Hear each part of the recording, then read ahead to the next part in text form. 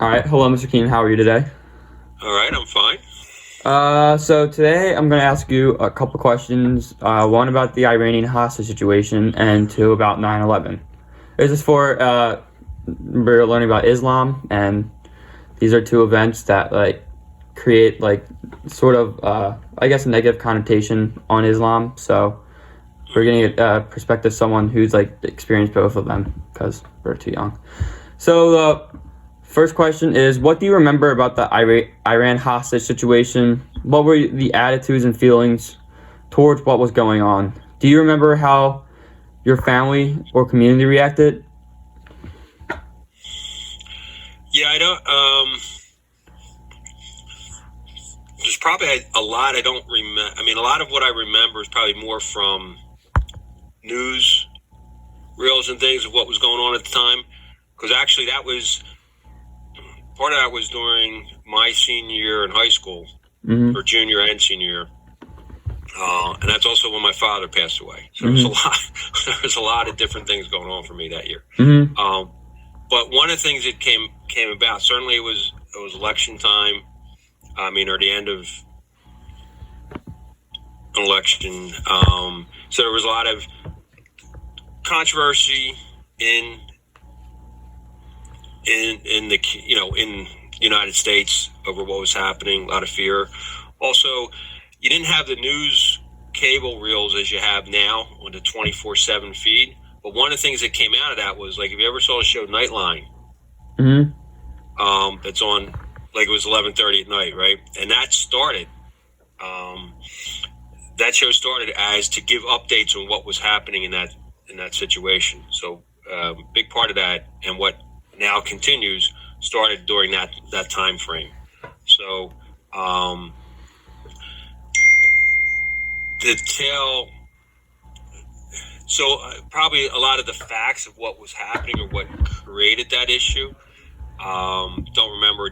Wasn't really cued in at that particular moment in time. Got that information more later. But one of the things I do remember is when they were released, it was right after the inauguration of Ronald Reagan. So, and it was a lot of work that former president, Jimmy Carter, did to get that released, but because of the political tensions and different things going on, they would not release him until after he was out of office. Even though he was a big reason they were released, it came out more as, the credit was given to Reagan. But Reagan also then gave it back to Jimmy Carter. That, and certainly the things with Canada and a lot of help from our allies as well in getting that done.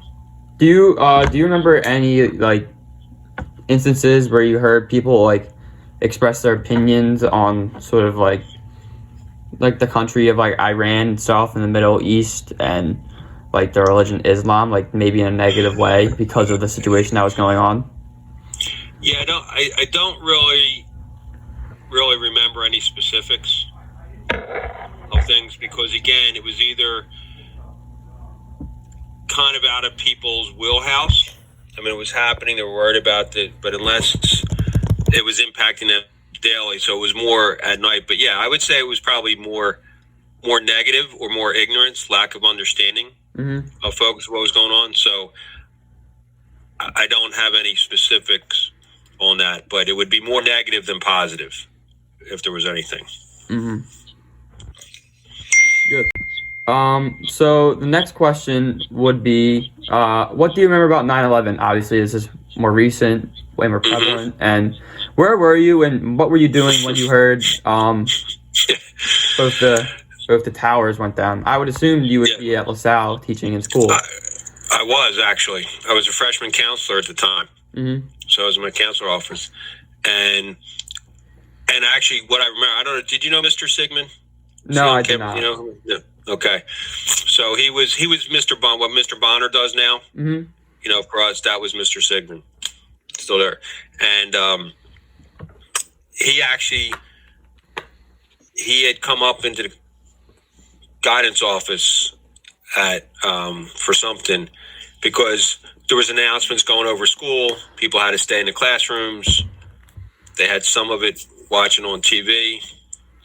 Hold on, when I'm moving here, I just got to plug in my computer, Pat. No worries, no worries.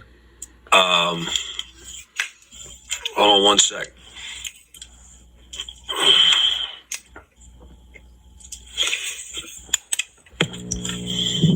So I was in my office actually when this was happening, doing it, and we as a school were being told things, and the counselors of how to react and get ready. So there was different planning going on, but also things were happening in the moment. So there was a lot of unknown, a lot of uncertainty. But I remember when Mr. Sigmund came up as well, and what we found out was his cousin was actually in the towers. Mm. And after the first time, and what he found out later was she was either just coming out or getting ready to go into the building. I forget which way. I guess she was just coming out, and things, pieces from the tower were falling down. So she was right out in front, and she got killed. Wow. And died. So she didn't die from like the tower collapsing. She got killed from a flying piece of debris. Yes. Well, it just fell. I mean, it was from the tower collapsing, because as it collapsed, things were falling. Mm-hmm. And she, was trying to get out of the building, but got basically, covered. Mm-hmm. Or whatever. I don't, have all the specifics, but basically she died from the collapse. Yeah. Mm. From the falling debris. And then there was a lot of families that were impacted. You had other students that parents were working in New York at the time, or had family members who were in New York. I remember then coming home.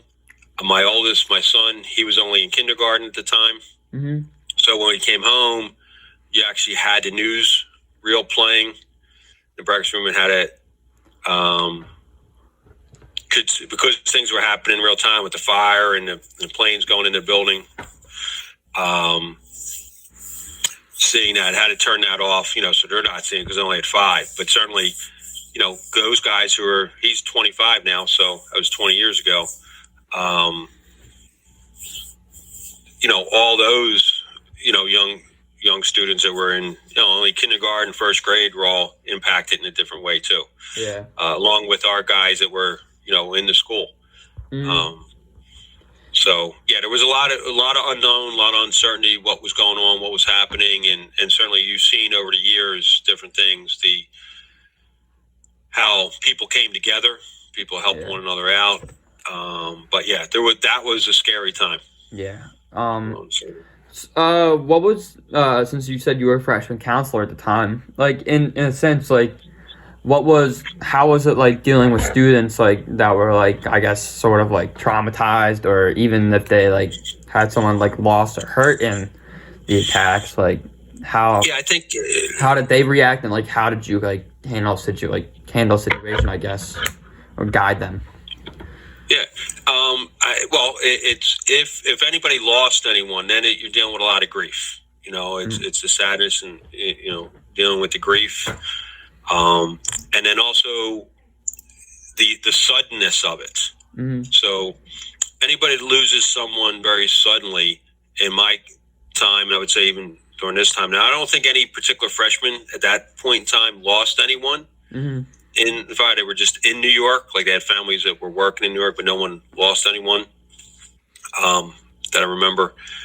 But dealing with grief, it's when something sudden like that happens, what's going through their minds is, what was the last conversation I had?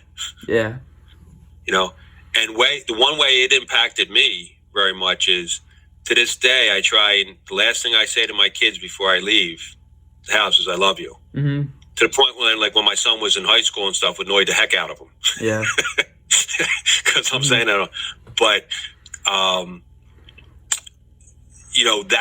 that's what probably impacted, but that actually happened before, when I was freshman counselor. The year before, actually, or a couple years before, I had a lot of incoming freshmen that had lost a parent.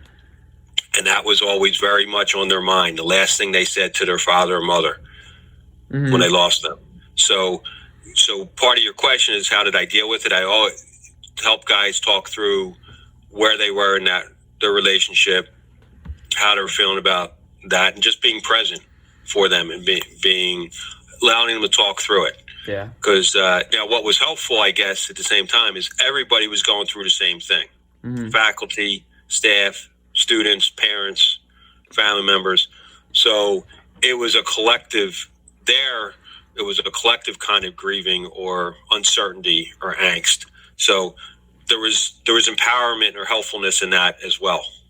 As scary as it was. What were your like thoughts and feelings, like, I guess, like, for yourself and like throughout the country, like maybe specifically towards like the people of like the Middle East and people of the Islamic faith? Yeah, to me, I always considered it was the radicals. You know, just like you could have radical Christians, you know, because at that time, some of the things that were going on, you had a lot of pro-life radicals that were blowing up abortion clinics and things. Yeah. And here there are Christian people. So for me, it was helping folks understand the difference between those who believe in Islam and the radicals believe. And there's a big difference between that, because if they truly believe in the Quran and following the Quran, they're going to be peaceful people. Yeah. They're not going to be people of violence, right? So it's helping people make that distinction between the radicals and those who are actually faithful people to the Quran and to Muhammad. And the other piece that was just where, for me, and I think a lot of people at the time, was where did it break down? Where did the security break down? How did they not know? How did they get through? You know, how did this planning happen that was so planned out, so targeted, that they got as far as they did? And hence, what you guys experience now, when the security issue, like what you go through when you ever go to the airport. Have you ever gone to the airport? Yeah, I was just there a couple months ago. All right, all that security and all that you have to go through, that was non-existent in the United States prior to 2000. Really? Prior to 9/11. Yeah, to the extent that it is now, the security and all that, absolutely.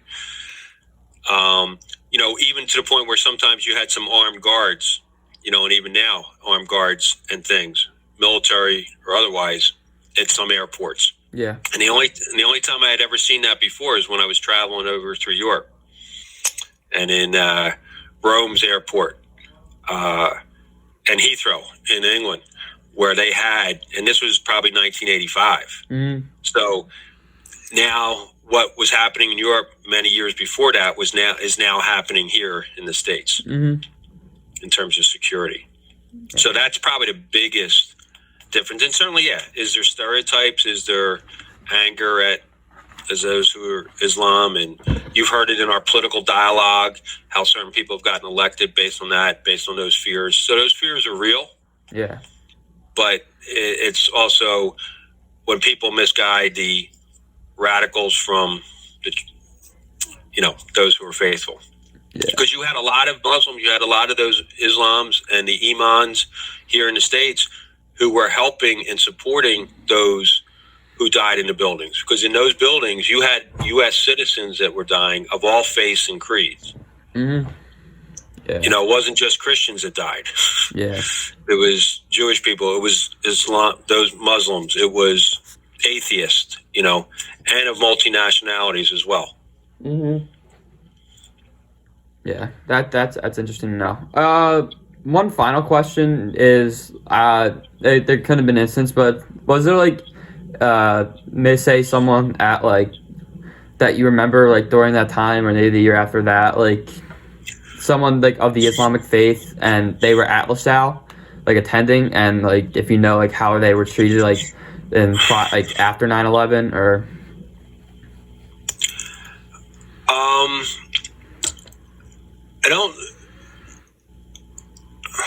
I'd have to think about that in terms of LaSalle. I'd probably have to talk to some other people just to prompt my memory. But I would say in general, whether it be LaSalle or outside, you know, in the city, wherever, in the county, in areas down the shore,